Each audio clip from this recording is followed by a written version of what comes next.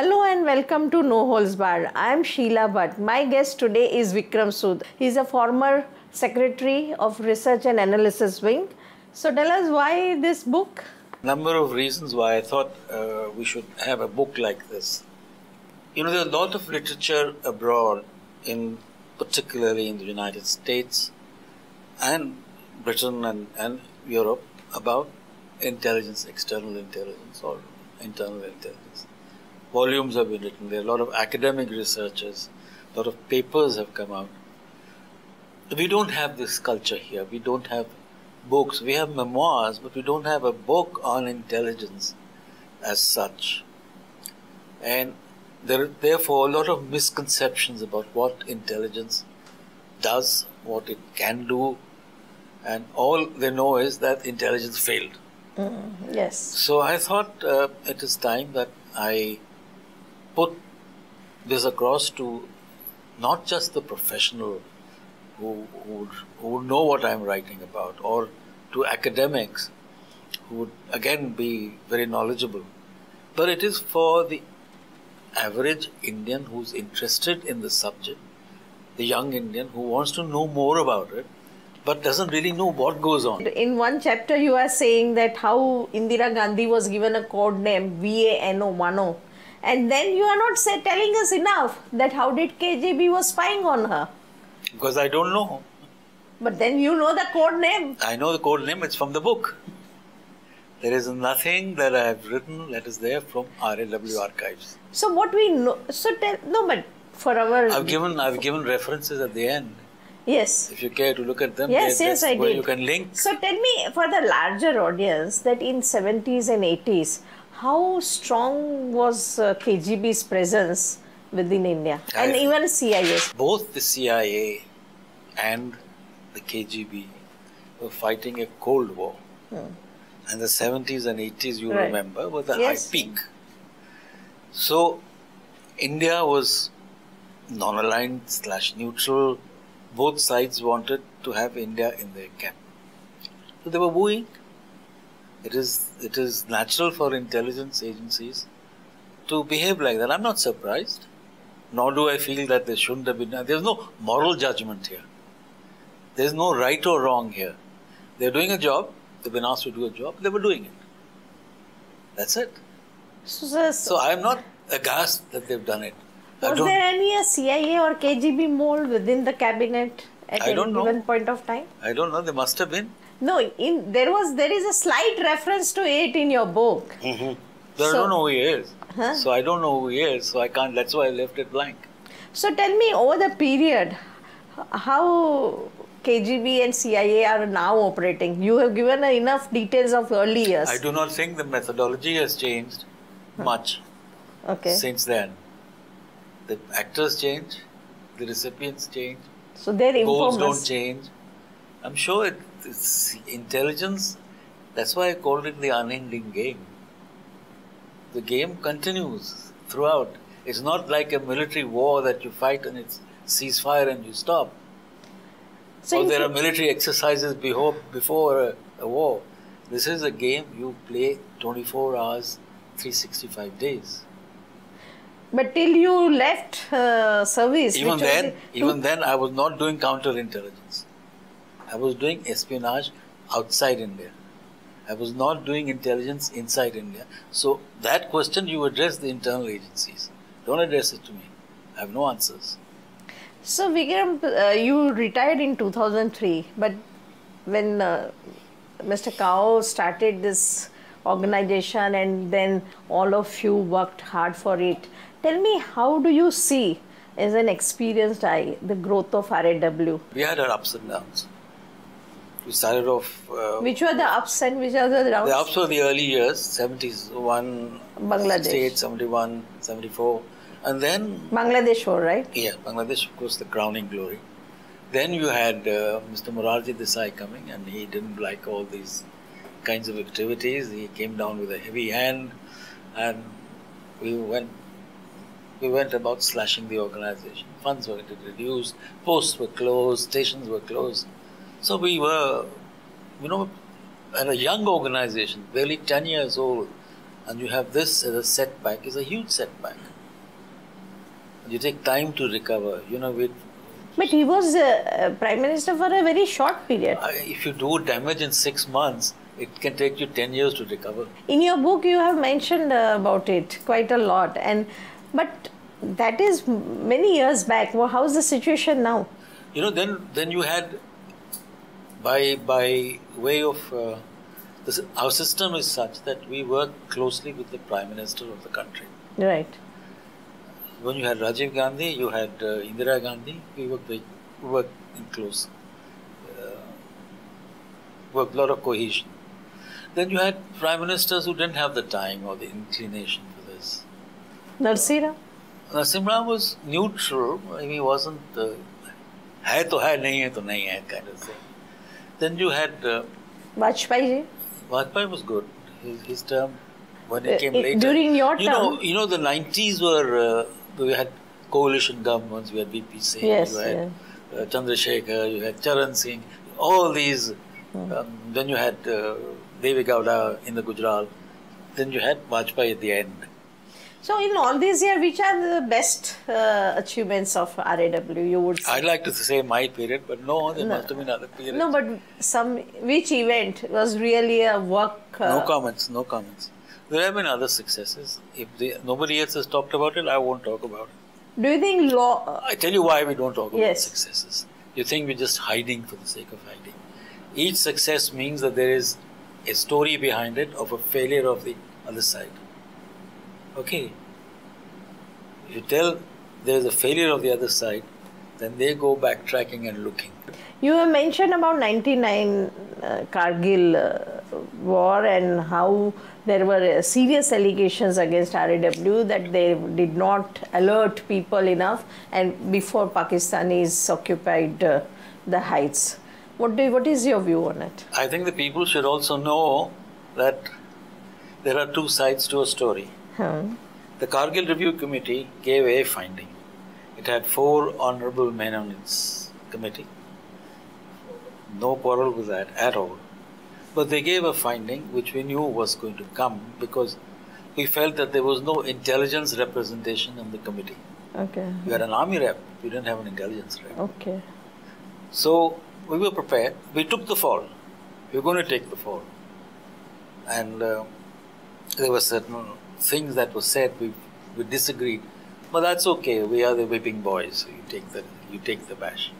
They recommended a few things. They recommended creation of NTRO, the DIA, all that happened. The task force that followed. So all that was fine. We go back to business.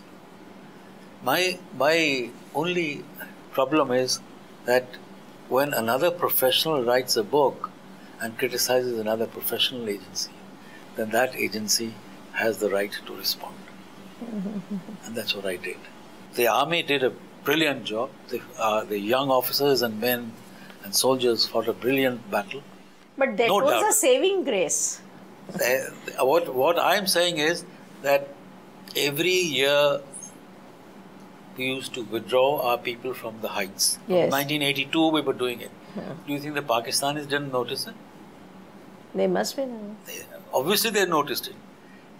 Then, and this was not the first time they attempted, Musharraf had made these plans earlier. He had shown it to Benazir Bhutto, who rubbished it and threw it out. But this time they carried it through. The point is, there was enough indication given by the intelligence agencies to the consumers that something unusual is happening. There is a lot of troop deployment, a lot of vehicular movements, and more than that, even their own military formations had said that there are movements, that there are 300 inductions of paramilitaries into some region. I forget the details now. All this was there. Therefore, an unusual situation was arising. They needed some unusual steps. Since 2004 or 2003, you have a DIA and you have NTRO. RAW is not the only agency left in the field. Why don't you ask them?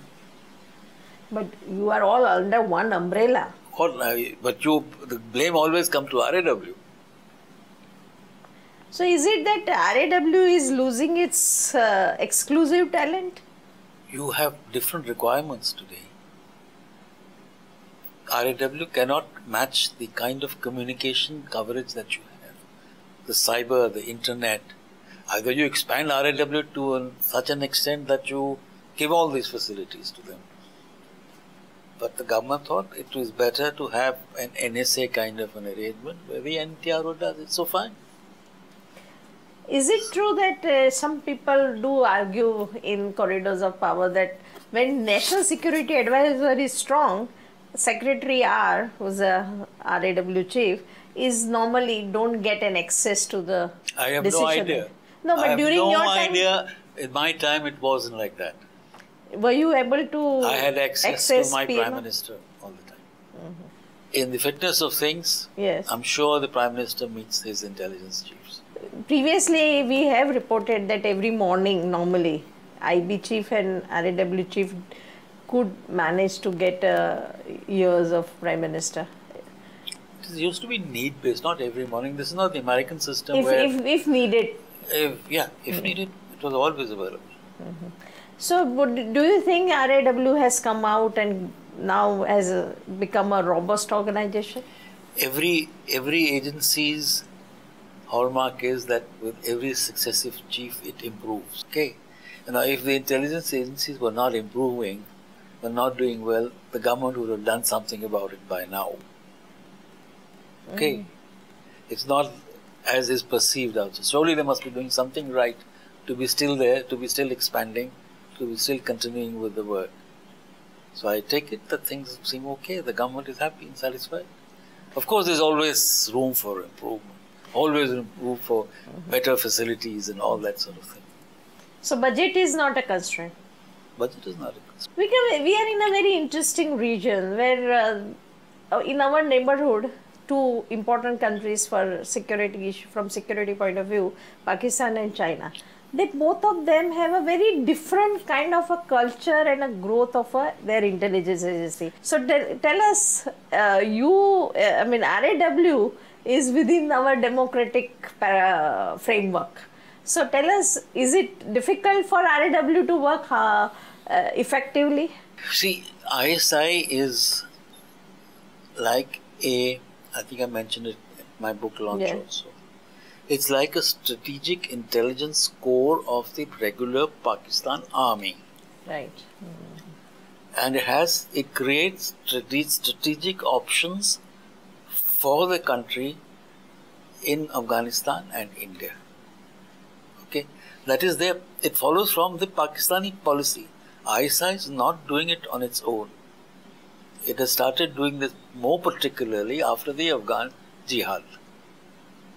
When it ended, they moved this side with their expertise and knowledge and whatever extra facilities they had. So they contribute in that sense. They have access to everything within the country. We don't. We do not operate. We do not go knocking on the newspaper wall our door and say, "You can't publish this. You can't write this." We don't kidnap people and take them away. That happens in Pakistan. You know, journalists have been killed there, mysteriously disappeared. So this doesn't happen here. How Chinese are totally different. They're a totalitarian state. They do what they like. All of their chaps are It is said intelligence that it is really coming up, Chinese intelligence agencies, in managing cyber war. They're very good on cyber and artificial intelligence. They're really good and they're ahead of us. Since your time, that is when you retired in 2003, don't you think that metamorphosis has taken place in this intelligence world because of internet? Absolute. So that is what my worry. Can you tell us something more about it? My worry is which way will technology take us in our lives and therefore in our security systems. We don't know. I mean, it's like a bent knee. It'll just take off one day and we'll not know where it is going. If artificial intelligence tomorrow becomes equal to human intelligence and the day after, metaphorically speaking, exceeds it, then what are we going to do? And if that intelligence, artificial intelligence, either falls into rogue hands or itself becomes rogue, what will happen? Which intelligence agency can keep track of that? How will you keep track of that? You can install in this room 20 different gadgets for 20 different issues. When we started, we only had the typewriter and the cyclostyling. Yeah, I read that. Yeah. So, but India is known for its software knowledge and technology. Pity of it. That's and the pity still of it. Chinese are ahead in intelligence. That's the pity of it. Because we haven't, as a society, we haven't got our act together on this. Not invested enough? Not invested, not interested. Bahar mil jaye, there's this young boy, today's newspaper, son of a mechanic or who's got a job for $100,000 in the United States. He's 17 or 19 years old. Which multinational give you a job like this here? Right. You know, you have said at one point in your book that in India, a lot of politicians does not understand the importance of intelligence and security. Can you elaborate on that? What do you mean by that? And is that continuous? Political class is wary of intelligence. You know, they're not sure what they're up to. So they like to keep away from it. And not many of them actually study, I feel, study what intelligence does. They still think it's only there to keep a watch on them. And I'm afraid many of our politicians, it's not their interest what's happening in Pakistan or what's happening in China. They're more concerned with their own constituencies, their own states. So it's a subject that that's very incredible. Not at the prime ministerial level or at the Delhi level. I said politicians. I did not say at the Delhi level. No, I'm asking. I'm not talking about South Bloc, North Bloc. I'm talking about the average politician. No, that is fine. That should be like that, I feel. No, why should it be like that? Why should they be? Then how do you? Then you keep talking about oversight होना चाहिए. Oversight कैसे कराएंगे जब आपको मालूम ही नहीं क्या करना? You don't understand the game, but you want oversight. Who understood the best so far in India the value of intelligence? Anybody who was aggressively involved. No, according to you, Indira Gandhi, Rajiv Gandhi, they were both Nehru. Who did it? Nehru time, I don't know. He was not. He thought he could solve every problem on his own. But Indira Gandhi was the first one. Then Rajiv Gandhi followed her. Then there was a vacuum. And Indira Gujral understood, but he had a different take on the whole thing. And then we had Vajpayee. After that, I don't know. Okay, in the book also you have discussed about national security doctrine that India doesn't have so far. So, what are the detrimental effect in absence of it? देखिए ऐसा है कि when you running a government where you aspire to certain greatness, then you must be able to visualize what the world would look like year X. You decide 2040, 2050, whatever. You decide what will be the world then. Where would China be? Where would Pakistan be? United States, all the big countries. Where would our neighbors be?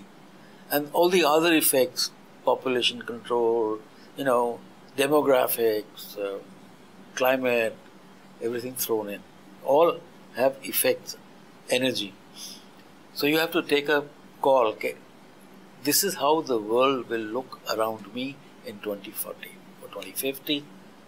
What do I have to get there, to be a man of reckoning? Okay. So, what should be my doctrine?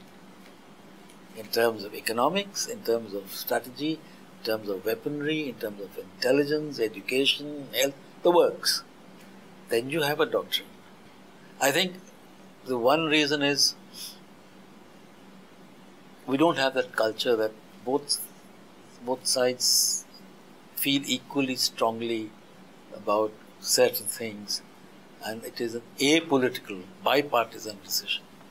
That culture hasn't come in yet. Do you think Pakistan is a really a tough customer, ISI? Yes, they're good. They're good. Huh? What do you think? How do you understand them? They are really as big as their perception in public life is? Ask the Pakistanis. No, how do They you, are as the an ones. Indian, They are the ones who are most worried about ISI.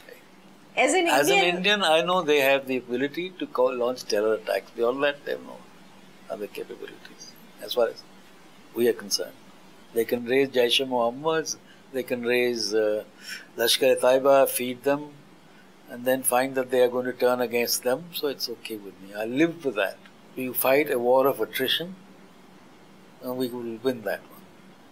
we'll talk more about Pakistan and China. Let's take a break. Please don't go away.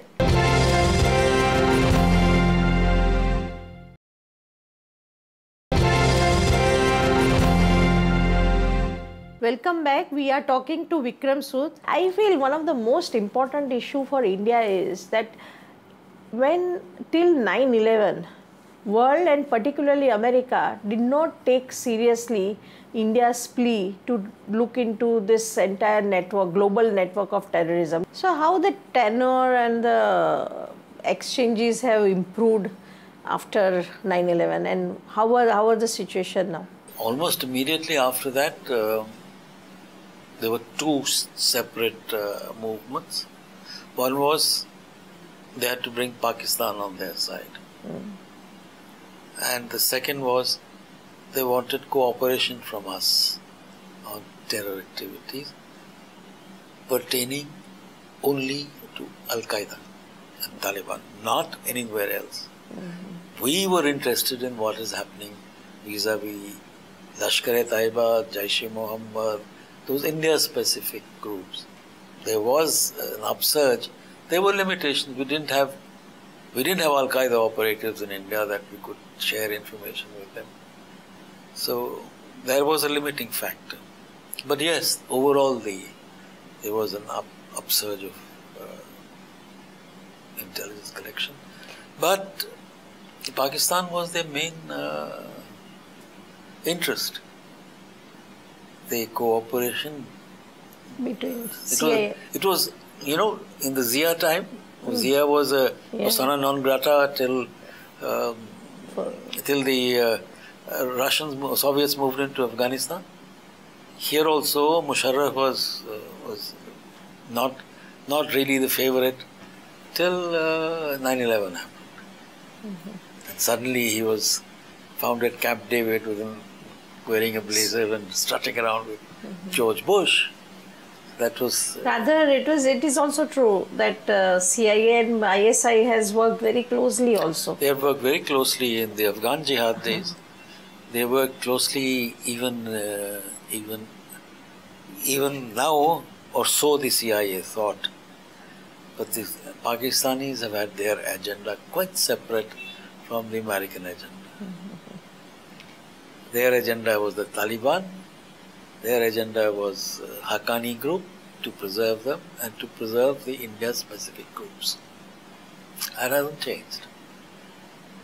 So they would now and then hand over one man, one Al-Qaeda fellow. They never ever handed over a Taliban. How do you look at Chandraswamy affair? Do you really think that he was a CIA agent? Chandraswamy was close to P.V. Narasimha Rao and Chandrasekhar, two prime ministers of India. I don't know. He might have been, because the CIA is known to use everybody that they can to get close to seats of power. This is the job. So, the moment you are close to a center of power, everybody is interested in you. End of the book, you are saying that spies have to live by deception, and deception you can't avoid. So how do you struggle as a person that you have, your profession is to deceive or keep deception going on? When you're young, as a young officer, you tend to spend life in a cloistered surrounding. You mix with your own kind. You talk to your own kind of people in India. So most people don't get to know you, who you are. They have a vague idea this chap is working somewhere and That's it. Abroad, it's also similar. Those who want to know probably get to know who you are. The rest of them really don't care. So the struggle is, how do you keep quiet and not reveal to anybody who's not authorized to know what you're doing? It becomes a habit after some time. Do you think RAW and IB both requires little more openness and transparency, particularly financial accountability? Should be more in a public domain? This is a favorite question of all. Why not? Tell me, how do you define accountability? I'm doing secret assignments, paying people secretly, and you want to know? You want to know why? Do you think I can run that source again after that? I can't. So let's first define accountability. And accountable to who? There should and be. For what? There should be kind of an You institutionalized system where you don't make it public, but within you do. You choose your panel of people whom I should be accountable to. Tell me. Elected representatives or a government. Who know nothing about the system. No, not everybody. Few would be knowing. So, in a coalition... There is a standing committee of parliament that. Yes. There can be. CAGs, I know that some kind of a control is there and monitoring is there, but it should be more. I don't think we are ready for it yet. But not ready for the idea? Neither the parliament, nor us, nor the intelligence organization.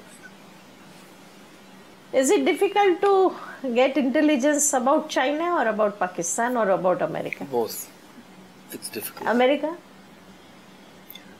America is an open country, and our requirements from America are different. Right. Our requirements from Pakistan and China are different. So which is difficult? Both are difficult. Both are very difficult. Why China is difficult? The closed societies function like that. And the language must be the issue. Language is an issue, but the manner of working is difficult. They don't let you meet people.